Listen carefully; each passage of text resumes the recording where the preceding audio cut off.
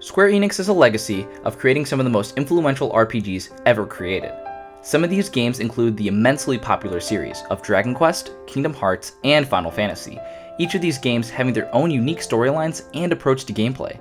With many of these popular series reaching their double-digit mainline entries, the demand for new IPs became greater. Another cause for the rising demand of the new series is due to how much the game franchise has changed over the years. There is a specific audience that yearns for the golden days of JRPGs, and in 2014, Square Enix took interest. The concept of I Am Setsuna, then called Project Setsuna, was written in September of 2014, with the alpha build of the game coming just under a year. The inspiration behind this game was clear. Many fans wished for the return of the golden age of JRPGs like Final Fantasy VI and Chrono Trigger, and Square Enix stocked the development team with those who shared this vision. In 2015, a new studio was created from Square Enix called Tokyo RPG Factory that was set to develop the games behind this vision.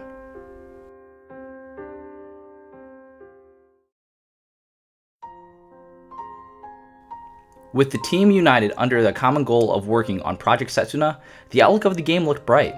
However, the team encountered many challenges along the way. One of the biggest challenges the team encountered was accessibility. This game had a lot of potential in its conceptual phase to be a nostalgic experience for those hardcore gamers and a new experience to the casual gamers. However, finding the sweet spot for both of these perspectives was more difficult than one would imagine. This was an issue when writing the script for the story of the game.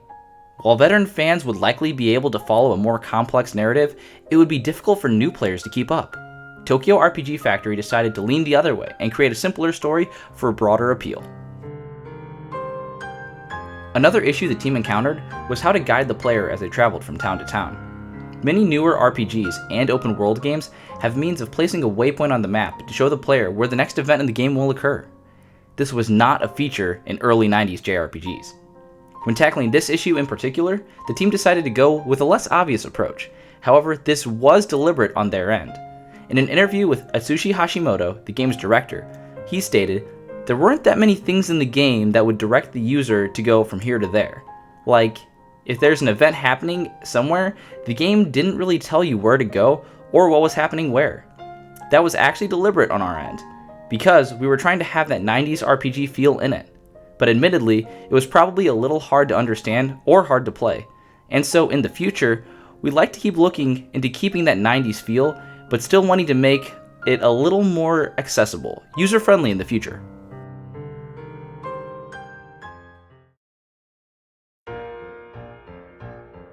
Like many games made before it, angry demons are a common problem for the people who reside in I Am Setsuna's world.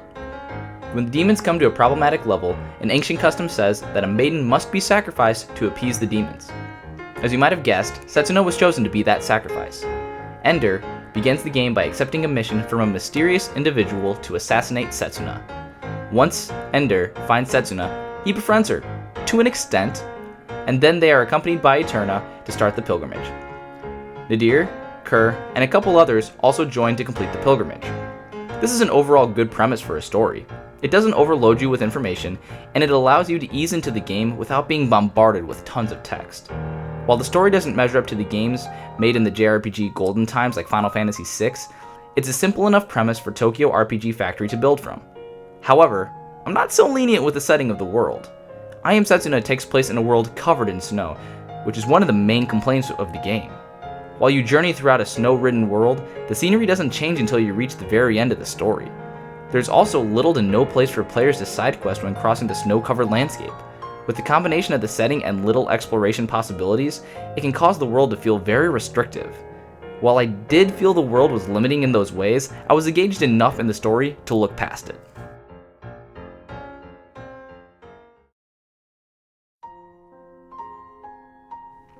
Unlike many new RPGs, I Am Setsuna doesn't try to blow the player away with a massive overworld or a brand new combat scheme. It didn't jump on the trend of attempting to show the power of modern gaming technology either. Instead, it chooses to focus on the active time battling similar to the earlier Final Fantasy games, while incorporating a new system called Momentum.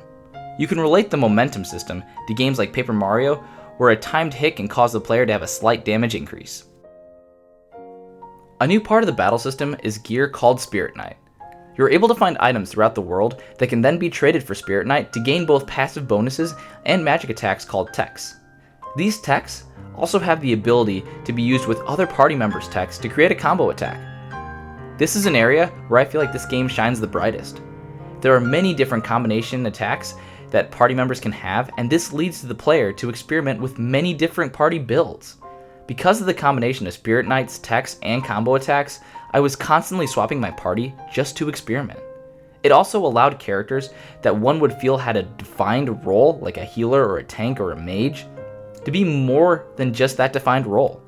While they still had that strength based on their stats, they also had the ability to be multidimensional in combat with seemingly endless party builds. I also want to note that it just felt good to master this combat system. Once you discover its nuances, bosses don't even stand a chance. But just keep an eye on your MP.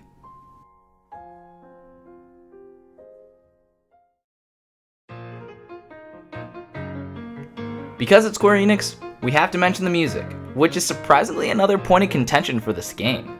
Square Enix has a legacy of creating legendary soundtracks, and I, keep in mind this is just my opinion, think this one is strong too. The disagreement comes with the instrument selection. This game has its music almost purely played on a piano. Throughout my research, I was unable to find an article backing this, so take this theory with a grain of salt. I believe that this may have been done to mimic the hardware limitations of the previous console generations. We pretty much take for granted how diverse music can be in the games we play now, but it wasn't always like that. Another possibility is that the creators just liked the atmosphere that the solo piano created. Whatever the reason may be, many hours into the game can leave you wanting to hear something different audio-wise.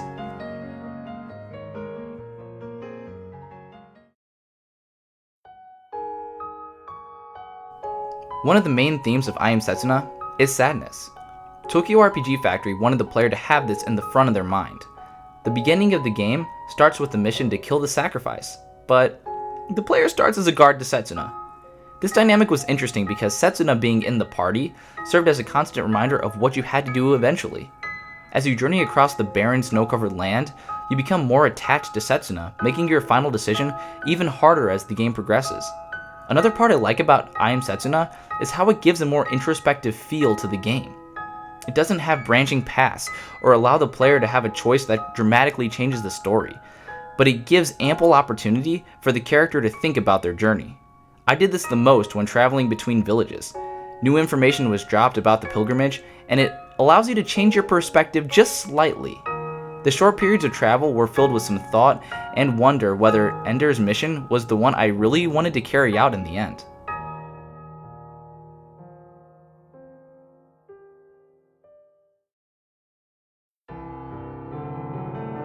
I mentioned in a previous video how I Am Setsuna did a great job building up to a single impactful moment. It inclined me to almost put the controller down due to the game forcing me into a near impossible decision. This speaks volumes to how much I enjoyed the story of this game. Its structure can definitely turn people off due to it being very linear with little to no side content. While I definitely felt that a couple pieces of side content would have been nice and helped the pacing, I feel like it was a conscious design decision made by Tokyo RPG Factory to focus on their first game with the main story. I feel like this was done pretty well too. While it didn't reach the heights of Final Fantasy VII or Earthbound, it still delivered on an engaging narrative to both RPG veterans and newcomers in my eyes.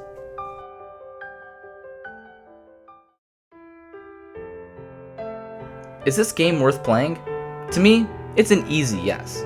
This game fulfills its role to be a new accessible JRPG, paying homage to its golden days. It never needed the flashiness that other RPGs used to stand out from others, and still was able to deliver a great experience.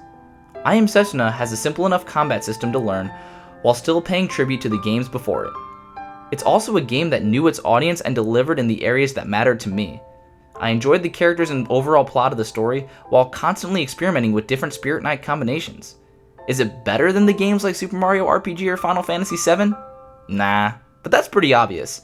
While I have some slight issues with the game overall, the overall experience of the game is one that wanted me to keep replaying it. So where do they go from here? Tokyo RPG Factory has started their vision with a solid game that could be fixed up a bit. They were also able to get a lot of feedback from both Western and non-Western players for their future games.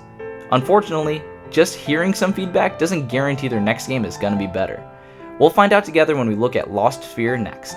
Hope you enjoyed. Please let me know what you think about it in the comments. This is Nick, signing off.